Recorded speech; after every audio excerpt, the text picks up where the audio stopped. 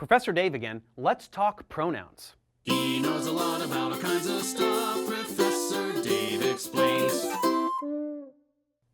Earlier we learned about the direct object pronouns, lo, la, li, and le. These are called as such because they substitute direct objects with transitive verbs. Just to quickly review, these are used as follows. Mangi la pizza? Sì, la mangio. Now that could mean that the person eats pizza in general, or it could mean that they will eat the specific pizza in front of them at the moment. Mangi I broccoli? No, non li mangio. In such a sentence, the direct object will directly receive the action from the subject through the verb. Because of that, a verb taking a preposition cannot use them. Fortunately, we have the pronoun ne, as well as ci, which we will discuss later for all such situations. This new pronoun, ne, is invariable, which means it can be used to substitute masculine nouns, feminine nouns, singulars, or plurals. It may sound too good to be true, but ne will always remain ne. Now we just need to understand when to use it. Ne will be used in the presence of the prepositions di and da. We have already seen several verbs requiring the preposition di. When answering a question using these verbs, ne will be needed because lo, la, li, and le are not allowed. These verbs are as follows. Avere bisogno di, or to need. Hai bisogno di un panino? Sì, ne ho bisogno. In such a case, we would not say lo ho bisogno. Hai bisogno delle vitamine? No, non ne ho bisogno. Avere paura di, or to fear. Hai paura dei ragni? No, non ne ho paura. Hai paura del buio? Sì, ne ho paura. Avere voglia di, which is to have desire for, or to be in the mood for. Hai voglia di una birra? Sì, ne ho voglia. Hai voglia delle vacanze? Sì, ne ho voglia. Avere intenzione di, or to have intention. Hai intenzione di andare a teatro? Sì, ne ho intenzione. Beyond this, we have other verbs which take di. Parlare di, or to talk about.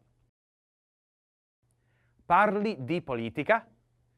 No, non ne parlo. Lamentarsi di, or to complain. Giuseppe si lamenta di tutto.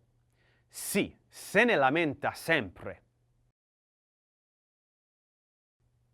Soffrire di, or to suffer. Soffre di allergie? Sì, ne soffre. Next, we look at prepositional phrases containing da, which means from there. These will be found with verbs of direction. Venire da, or to come from. Vengono da Roma? Sì, ne vengono. Uscire da, or to exit from. Quando esce dal lavoro? Ne esce alle 5. Tornare da, or to return from.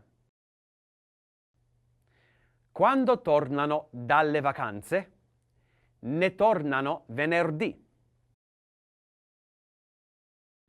And lastly, there are expressions of quantity. Given that mangi la pizza actually refers to eating the entire pizza, any smaller portion of that pizza will require ne, because this pronoun expresses a partitive. Mangi la pizza? Sì, la mangio. And you sure did, as it's all gone.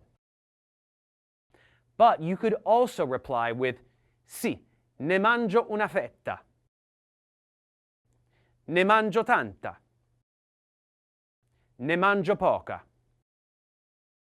Ne mangio metà. And so forth. Vuoi I biscotti? Ne voglio solo 3. Vedi film? Ne vedo pochi.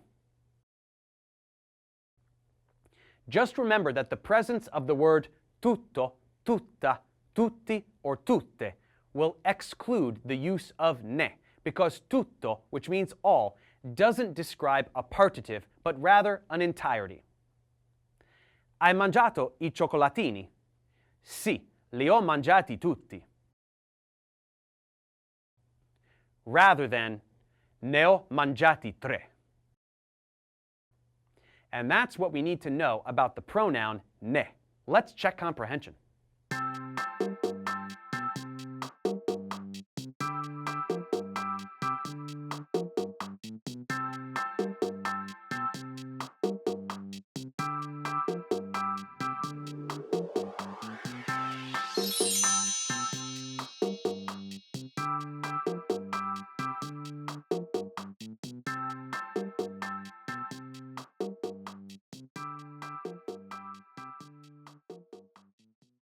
Thanks for watching, guys. Subscribe to my channel for more tutorials. Support me on Patreon so I can keep making content. And as always, feel free to email me, ProfessorDaveExplains@gmail.com.